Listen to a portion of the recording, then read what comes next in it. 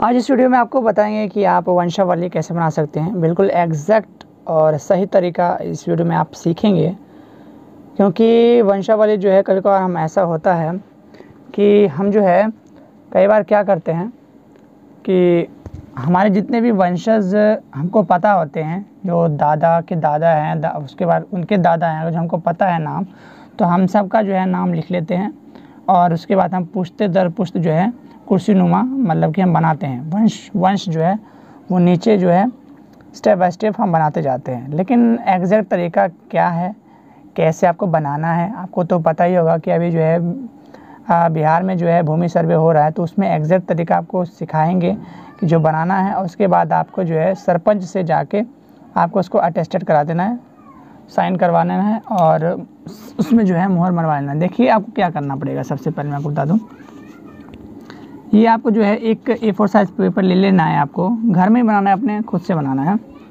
क्योंकि खुद से बनाएंगे तो ज़्यादातर सही रहेगा। क्योंकि आप दूसरों से बनवाएंगे तो उसमें स्पेलिंग्स की मिस्टेक्स हो सकती है, मात्राओं की मिस्टेक्स हो सकती हैं। आप जो है अपने घर के बनाएंगे, खुद से बनाएंगे तो आपको ज़्यादा बेहतर पता होगा। तो अभी देखिए सबसे पहले आपको क्या करेंगे यहाँ पे आपको टॉप में लिखना है। मेरे पास ये देख सकते हैं, मेरे पास ये रसीद है। आपके पास भी कुछ इस टाइप की रसीद होगी, क्योंकि बिहार में इसी तरह का रसीद जो है हाथ से काटा जाता था पुराने ज़माने। ये मैं को बता दूँ, ये बहुत ही पुराना है, 1956 का है ये। तो अगर जो कुछ इस तरह से आपके पास रसीद है तो यहाँ पे सबसे टॉप पे यहाँ पे जो लिखा होता है वो रैयत का नाम लिखा होता है। सबसे टॉप के ऊपर यहाँ पे रैयत का नाम लिखा होता है। यहाँ पे अराजी नगर जो लिखा होता है, यहाँ पे जितना भी ज़मीन है आपका वो यहाँ पे लिखा होता है। जैसे 1 कट्ठा हो गया, 1 कट्ठा 5 धूर 3 धूर की, या 1 एकड़ 5 कट्ठा, कुछ इस टाइप का लिखा होगा आपका जो ज़मीन यहाँ पे। और यहाँ पे थाना नंबर वगैरह लिखा होता है, सब चीज़ लिखा होता है आपके पास। पुराने जो है रसीद में, नई रसीद में भी यहाँ पे अवेलेबल होता है, आप देख सकते हैं। लेकिन वंशावली बनाने के कैसे, सबसे पहले आपको बताऊँगा। वंशावली बनाने के लिए एक पेपर लेना है आपने, इस टाइप का A4 साइज़ पेपर ले लेना है आपको अपने घर में। और सबसे टॉप पे लिखेंगे आप वंशावली। डायरेक्ट में बताऊँगा मैं आपको, वंशावली आप लिख देंगे। वंशावली को कुर्सीनुमा बोलते हैं, कुर्सीनुमा भी। और वंशावली देखिए सबसे पहले हम क्या करेंगे, मान लीजिए हमारे जो है ये है आपका रसीद।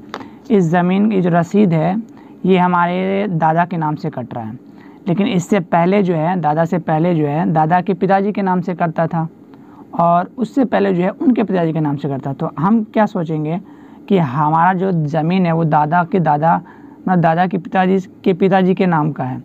तो हम क्या करेंगे कि हम ऐसा सोचते हैं कि तो हम शुरू से जो है जिनके नाम से पहला हमें रसीद मिल रहा है उनके नाम से हम जो है यहाँ पर वंशावली स्टार्ट करेंगे।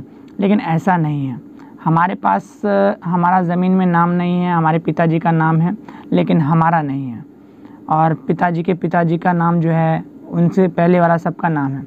तो आपने करना क्या है, अभी लेटेस्ट वाले आपके पास जो रसीद है, लेटेस्ट वाले रसीद में जो रैयत का नाम है वहाँ से आप स्टार्ट करेंगे। सीधी बात, क्योंकि हमारा उससे रिलेशन दिखाना है हमने, ठीक है। उससे पीछे वाला उनका रिलेशन उनके साथ है, और हमारा जो रिलेशन जो है जो अभी रैयत जो रसीद में है उनके साथ दिखाना है। तो कहने वाली बात यही है कि अगर जो आपके पास 4-5 पहले से रसीद कटे हुए हैं और एक आपके पास कई नाम से रसीद कटे हुए हैं, दादा के नाम से कटा हुआ है, फिर दादा के बेटे के नाम से कटा हुआ है, तो कुछ इस टाइप का बहुत सारी रसीद है। लेकिन आपको आखिरी रसीद देखना है, जो आखिरी रैयत था जो अभी फ़िलहाल चल रहा है, तो उसी रैयत का नाम लिखेंगे हम। तो हम क्या करेंगे, सबसे पहले वंशावली में यहाँ पर मान लीजिए, तो अभी हमारा आखिरी रसीद में है, मान लीजिए हमारा नाम जो है आखिरी रसीद में जैसे श्याम कुमार लिख देते हैं हम, ठीक है। वंशावली बना रहे हैं तो यहाँ पे हम लिखेंगे श्याम कुमार। वंशावली स्टार्ट होती है यहीं से, तो श्याम कुमार हम लिख देंगे, श्याम कुमार। और आपको एक चीज़ दिखाना है कि यही जो है रैयत है, तो आपको इसके बगल में आपको रैयत लिखना है। रैयत लिख के ब्रैकेट मार देना है आपने।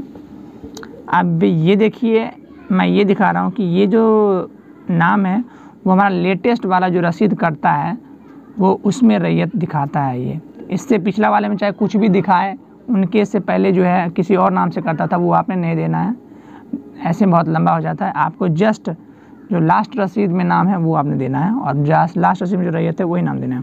अब इनके बेटे हैं, मान लीजिए 3 बेटे हैं, ठीक है। इनके 3 बेटे हैं, ठीक है। इस तरह से आप कर देंगे 1 2 ये 3। तो 3 बेटे हैं इनके, मान लीजिए इनका नाम मोहन है, और 3 बेटे के साथ साथ इनकी हम जो है चलिए एक बेटी भी दे देते हैं। मोहन है, राजा है, किशोर है, और देवकी है। तो यहाँ पर आपने क्या करना है, सबसे पहले हम क्या करते थे, जस्ट नाम लिख के छोड़ देते थे, वो चीज़ गलत होता है। अब हमको बताना ये पुत्र है कि पुत्री के क्या है, तो यहाँ पे आपको पुत्र भी लिखना पड़ेगा, और ये भी पुत्र है तो आपको यहाँ पे पुत्र लिखना पड़ेगा। ये पुत्र है तो पुत्र भी देना पड़ेगा यहाँ पे। ये पुत्री है तो पुत्री लिखेंगे यहाँ पर, और इसको ब्रैकेट मार देंगे। तो कहने वाली बात ये है कि हम अपनी जो है पुत्री मतलब कि जो बहन है, अगर जो बना रहे हैं आप, तो बहन का भी नाम आता है इसमें, बेटी का भी नाम आता है। तो आपको बेटी का नाम भी इसमें ऐड करना है, पुत्री का नाम भी ऐड करना है, क्योंकि वो भी तो वंशज ही है हमारे, ठीक है। तो आपने सबका नाम यहाँ पे ऐड करना है।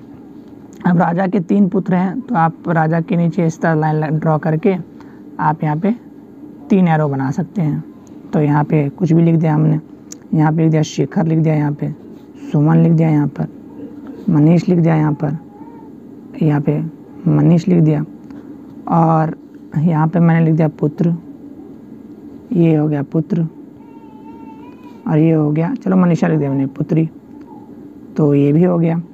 तो कुछ इस तरह से आपका जो है इस तरह से बनता जाएगा। आगे जितने भी लास्ट पुष्ट हैं आप उनका वहाँ तक का नाम लिखेंगे, ठीक है। ये है आपका पूरा प्रोसेस।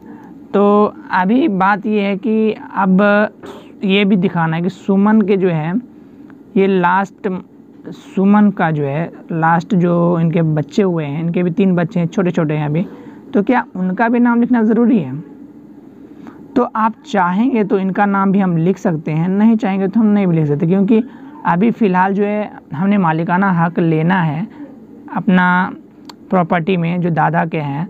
तो दादा के जो मेन जो यहाँ पर ये जो भाई हैं, 3 भाई, ठीक है, 3 भाई हैं, तो इन्हीं तीनों भाई का जो है नाम से ज़मीन कटेगा और ज़मीन नाम से होगा। तो इनका अलग अलग जो है ज़मीन का कागज़ बनेगा अलग अलग। तो मेन चीज़ यही होता है। बाकी नीचे के जितने भी हैं वो आप ऐड कर भी सकते हैं, नहीं भी कर सकते हैं। जो नाम मतलब कि पोते वगैरह के नाम, जो आगे वाले पोते हैं उनके नाम लिख भी सकते हैं, नहीं भी लिख सकते, लेकिन आपको जो है मेन यहाँ पर जितने भाई हैं उनके बेटे हैं वो आपको यहाँ पे ऐड करना पड़ेगा। तो ये है पूरा तरीका वंशावली बनने का। उसके बाद आपने क्या करना है, यहाँ पे अपना सिग्नेचर कर देना जो बनाने वाला है। तो यहाँ पे हस्ताक्षर लिख देंगे आप अपना, और इसमें क्या है, जो 3 भाई हैं, तीनों भाई जिंदा है, तो तीनों भाई अपना हस्ताक्षर कर देंगे नंबर डाल के यहाँ पर, और उसके बाद यहाँ पे सरपंच का मोहर और साइन करवा लेंगे। और उसके बाद इसके साथ प्रपत्र 2 भर के, और वंशावली वाला जो है प्रपत्र 3 है, तो वो तीनों मतलब ये तीनों भर के जो है आपने अटैच करके रख लेना। जब भी सर्वे वाले आएंगे आपकी ज़मीन पे तो आपने उनको जो है शो करना है, दिखाना है। तो वहाँ पे जो है प्रपत्र 2 कैसे भरेंगे उसका वीडियो में जानने वाला हूँ, तो आप लोग चैनल को सब्सक्राइब कर दीजिएगा। थैंक